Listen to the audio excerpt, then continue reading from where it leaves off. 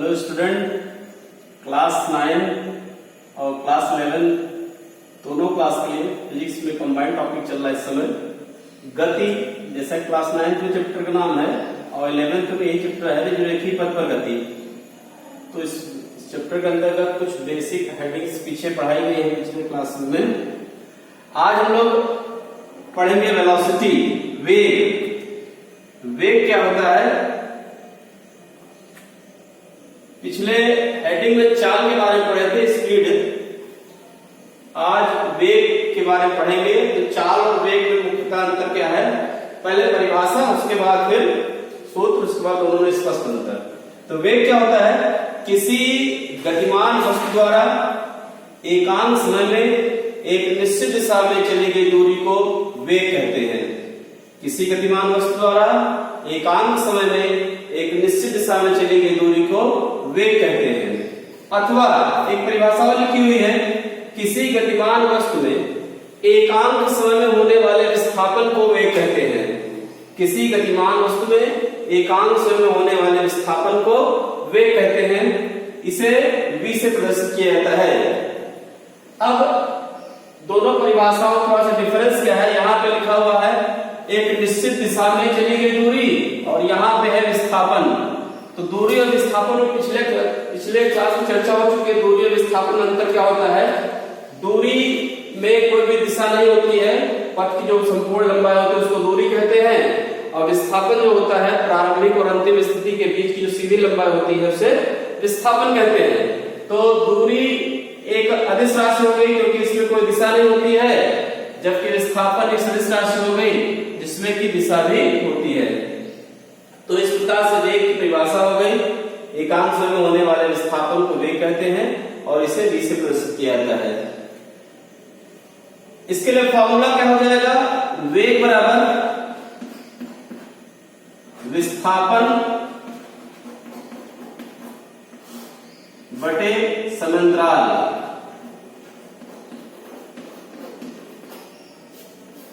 वेग बराबर विस्थापन बटे समांतराल।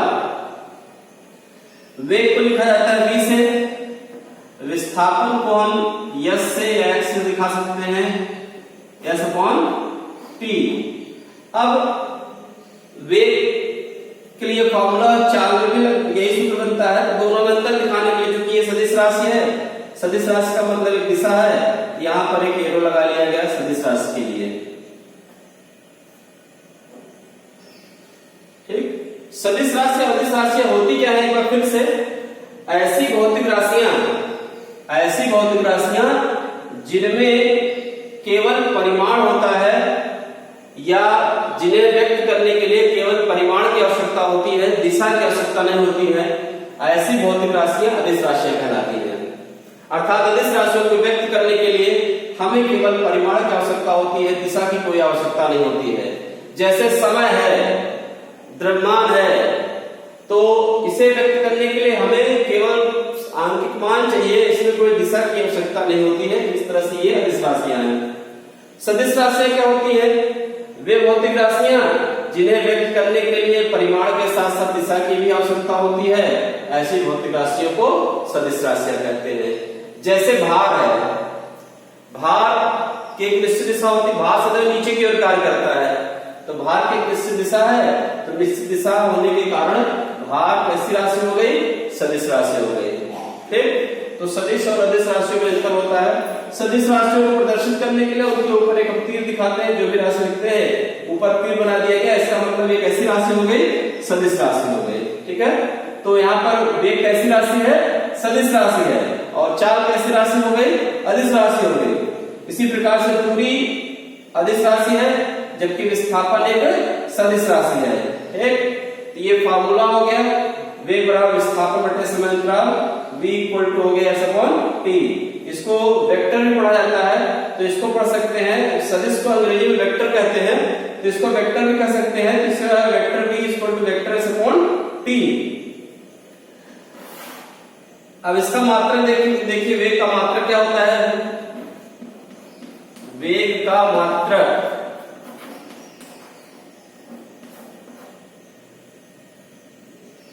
वेग बराबर विस्थापन बटे समांतराल। विस्थापन लंबाई है, लंबाई को मीटर में नापेंगे, बटे में ये समय अंतराल है सेकंड में नापेंगे, तो इसका मात्रक हो जाएगा मीटर प्रति सेकंड। ठीक, विमी सूत्र भी इसका, वेग का विमी सूत्र, विमी सूत्र क्या हो जाएगा, एल लंबाई के लिए मीटर है और बट्टे में समय के लिए टी, तो विमी सूत्र हो गया एल टी की पावर -1। ठीक, तो जो विमा चाल के हमें प्राप्त होती है वही विमा हमें वेग की भी प्राप्त होती है। तो चाल और वेग दोनों एक ऐसी राशियां हैं, अंतर सिर्फ यह है कि चाल अदिश राशि है, वेग सदिश राशि है। ठीक है, अब अगले हड्डी हम लोग पढ़ेंगे वेग के प्रकार।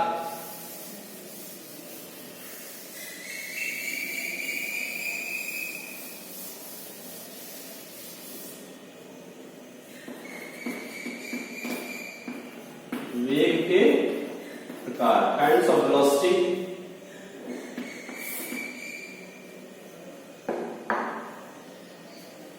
जिस प्रकार से हम लोग चाल के बारे में पढ़े थे, चाल के प्रकार पढ़े थे, उसी प्रकार से वेग के भी प्रकार हैं। पहला है एक समान वेग, एक समान वेग। दूसरा होता है असमान वेग, असमान वेग। तीसरा औसत वेग, औसत वेग। और चौथा है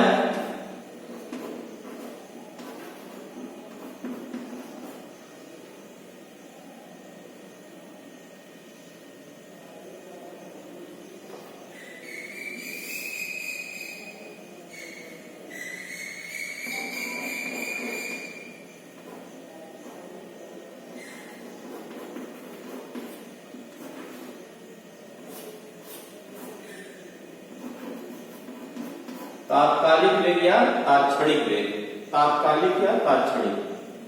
तो इस प्रकार से वेग के प्रकार, वेग को चार भागों में बांट लिया गया, चार प्रकार से दिखाया गया। पहला एक समान वेग, दूसरा असमान वेग, तीसरा औसत वेग, चौथा तात्कालिक वेग। इनके बारे में थोड़ा थोड़ा जानकारी। एक समान वेग क्या होता है, जैसे यदि कोई वस्तु एक समान प्रकार की गति अवस्था में एक समान गति कर रही है और वस्तु एक निश्चित दिशा में एक निश्चित दूरी तय कर रही है, तो उस स्थिति में जो वस्तु का वेग होगा वो कहलाएगा एक समान वेग। अर्थात यदि कोई गतिमान वस्तु एकांक समय में एक निश्चित दिशा में दूरी तय कर रही है, अर्थात एकांक समय में विस्थापन हो रहा है और हर निश्चित समय अंतराल में समान विस्थापन हो रहा है, समान निश्चित समय अंतराल में यदि वस्तु द्वारा समान विस्थापन तय किया जा रहा है, तो उस स्थिति में वस्तु का वेग जो होगा वो कहलाएगा एक समान वेग। अर्थात समान समय अंतराल में समान विस्थापन के साथ परिवर्तन एक समान वेग कहलाएगा। तो एक समान वेग बराबर हो गया विस्थापन बटे समय अंतराल, फार्मूला तो वही रहेगा, सिर्फ प्रकार में थोड़ा सा दिखाया गया कि समान समय अंतराल में समान विस्थापन हो, समान समय अंतराल में समान विस्थापन, उस स्थिति में जो वेग होगा वो एक समान वेग हो जाएगा। दूसरा असमान वेग। असमान वेग क्या होता है, यदि कोई वस्तु असमान गति कर रही है, अर्थात समय को निश्चित रखा जाए तो अलग अलग दूरी तय हो रही है, उसी प्रकार से यदि समान समय में समान असमान विस्थापन हो रहा है, समान समय अंतराल में असमान विस्थापन हो रहा है, तो उस स्थिति में वस्तु का जो वेग होगा वो कहलाएगा असमान वेग। अब परिभाषा को शॉर्ट में थोड़ा सा, यदि कोई गतिमान वस्तु समान समय अंतराल में भिन्न भिन्न विस्थापन तय करती है, समान समय अंतराल में भिन्न भिन्न विस्थापन तय करती है, तब वस्तु के वेग को एक असमान वेग कहते हैं। ठीक। तीसरा औसत वेग। औसत वेग क्या होता है, यदि कोई वस्तु असमान वेग से गतिमान है, अर्थात समान समयांतराल में भिन्न भिन्न विस्थापन प्राप्त करती है, समान समयांतराल में भिन्न भिन्न विस्थापन प्राप्त करती है, तो उस स्थिति में वस्तु का जो वेग होगा वो लगातार परिवर्तित होगा, क्योंकि असमान वेग है। जब लगातार परिवर्तित होगा वेग, तो यदि हम एक निश्चित समयांतराल के लिए वेग का मान निकालें तो उस वेग को हम कहेंगे औसत वेग। ठीक, जैसे हम 10 मिनट के लिए परिवर्तन दिखा रहे हैं, वस्तु 10 मिनट में विस्थापित होकर के 2 किलोमीटर चली इसी दिशा में ए से बी पर, और फिर वस्तु बी से सी पर आई 10 मिनट में 3 किलोमीटर, और फिर से वस्तु सी से डी पर आई 10 मिनट में 5 किलोमीटर। तो इस प्रकार से वस्तु समान समयांतराल में भिन्न भिन्न विस्थापन प्राप्त कर रही है निश्चित दिशा में। तो यहाँ पर यदि हम पूरा ए से डी तक के लिए वेग निकालें, तो ए से डी तक का जो वेग होगा हमें इसका औसत निकालना होगा। तो उस स्थिति में जो औसत वेग होगा, औसत वेग बराबर हो जाएगा कुल विस्थापन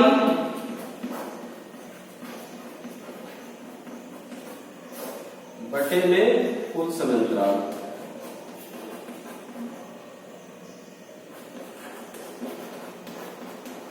कुल विस्थापन बटे कुल समयांतराल। ठीक, फॉर्मूले में इसको दिखाते हैं, तो ये हो जाएगा v equal to delta F upon delta T. ये फॉर्मूला हो गया। औसत निकाल रहे हैं तो यहाँ बार चिन्ह भी लगा सकते हैं। v इक्वल टू हो गया delta F upon delta T. ये औसत वेग के लिए फॉर्मूला हो गया। अब चौथा तात्कालिक वेग। तात्कालिक चाल भी नहीं, उधर वेग चाल में नहीं दिखाए थे, क्लास 9 के लिए चल रहा था। हम लोग यहाँ पे तात्कालिक वेग और तात्कालिक चाल दोनों के साथ देखेंगे। ये टॉपिक क्लास 11 के लिए है, बाकी क्लास 9 में केवल 3 टॉपिक रहते हैं। तात्कालिक वेग और तात्कालिक चाल क्या होता है, एक छोटा सा उदाहरण ले लें। जैसे हम किसी बाइक से चल रहे हैं और किसी क्षण हमने बाइक के मीटर को देखा, मीटर को देखने पर बाइक का मीटर बता रहा है 30 किलोमीटर प्रति घंटा की चाल से गाड़ी चल रही है। तो जिस क्षण हमने मीटर को देखा उस समय उसकी जो चाल थी, उसका स्पीडोमीटर जो बता रहा था वो था 30 किलोमीटर प्रति घंटा। कुछ देर बाद, कुछ दूर चलने के बाद हम मीटर देखते हैं तो मीटर अब कुछ और बता रहा है, 40 किलोमीटर प्रति घंटा की चाल से चल रही है। कहीं कुछ दूर और चले, थोड़ा भीड़ भाड़ है, तो वहां पर हमारा मीटर बता रहा है 20 किलोमीटर प्रति घंटा। तो इस प्रकार से जिस क्षण हमने गाड़ी के मीटर को देखा, स्पीडोमीटर को देखा, उस क्षण जो गाड़ी हमें चाल बता रही है, स्पीड बता रही है, वो कहलाती है तात्क्षणिक या तात्कालिक चाल। ठीक, तो इसी प्रकार से वेग में भी यदि कोई वस्तु गतिमान अवस्था में है, समान समयांतराल में एकांक समयांतराल में विस्थापन प्राप्त करती है, तो इसकी तात्कालिक वेग को परिभाषित किस प्रकार से करेंगे, तो किसी विशेष क्षण पर किसी गतिमान वस्तु के वेग को तात्कालिक अथवा तात्क्षणिक वेग कहते हैं। किसी गतिमान वस्तु का किसी विशेष क्षण पर, किसी विशेष समय पर वेग तात्कालिक अथवा तात्क्षणिक वेग कहलाता है। इसी प्रकार से चाल भी होते हैं, किसी विशेष क्षण अथवा किसी विशेष समय पर वस्तु की चाल तात्कालिक चाल अथवा तात्क्षणिक चाल कहलाती है। हम इसका फॉर्मूला सब बनाते हैं, तो चूंकि तात्कालिक है लगातार परिवर्तन भी हो रहा होगा। हम जिस क्षण देखें तो उस क्षण चाल कुछ और है, वेग कुछ और है, अगले क्षण देखते हैं तो हमें वेग कुछ और मिलता है। तो उस स्थिति में जो वेग का फॉर्मूला हो जाएगा v इक्वल टू लिमिट लगाएंगे समय के साथ, limit delta T tending to 0 delta S upon delta T, delta S upon delta T. यहां पर लिमिट जो है, limit delta T tends to 0, ये लिमिट ये बता रहा है कि हमारा समय जो है वो अत्यंत सूक्ष्म है। कितना सूक्ष्म है, डेल्टा टी टेंडिंग टू 0, मतलब डेल्टा टी जो है वो 0 की ओर अग्रसर है, 0 की ओर जा रहा है, लेकिन कभी 0 पर पहुंचेगा नहीं, अर्थात समय कभी शून्य नहीं होगा। तो ये एक विशेष किसी पर्टिकुलर समय के लिए, किसी विशेष क्षण के लिए है, तो यहाँ पर डेल्टा टी को टेंडिंग टू जीरो दिखाया गया, मतलब जीरो के अग्रसर दिखाया गया, और डेल्टा अपॉन डेल्टा टी मतलब कुल विस्थापन या बटे समय अंतराल। तो ये पढ़ा क्या जाएगा, limit delta T tending to zero delta upon delta T. अब इस लिमिट वाले फंक्शन को हटाने के लिए यहां पर लगाया जाता है ds upon dt, ds upon dt। तो ये फॉर्मूला केवल तात्कालिक के लिए लगाएंगे, न्यूमेरिकल हम करेंगे तो हमें पिछला फार्मूला जो अभी लिखे थे v equal to delta S upon delta T या v equal to S upon T लगाएंगे। ये केवल गणितीय अध्ययन के लिए इसका उपयोग किया जाता है, कैलकुलेशन फॉर्म में इसका उपयोग किया जाता है। जब हम कैलकुलस पढ़ते हैं तो वहां पर इस तरह का प्रयोग करते हैं, तो ये एक नए तरह का फार्मूला बन जाता है v equal to limit delta upon limit delta T tending to zero delta upon delta T. और इस पूरे फॉर्म को इस प्रकार से लिखा गया v equal to delta S upon delta dt upon ds upon dt। तो v equal to ds upon dt ये इसी का एक फॉर्म है, ठीक। तो हमें केवल इसको जानना है, इसका कहीं उपयोग हमें दिखाना नहीं है। एक फॉर्मूला जो सिलेबस में दिया गया इसलिए इसको दर्शाया गया है। अगला टॉपिक जो हमारा रहेगा वो होगा त्वरण। तो हम लोग चाल पढ़ लिए, वेग पढ़ लिए, अब हम लोग इसके बाद अगले क्लास में हम लोग पढ़ेंगे त्वरण, एक्सीलरेशन। एक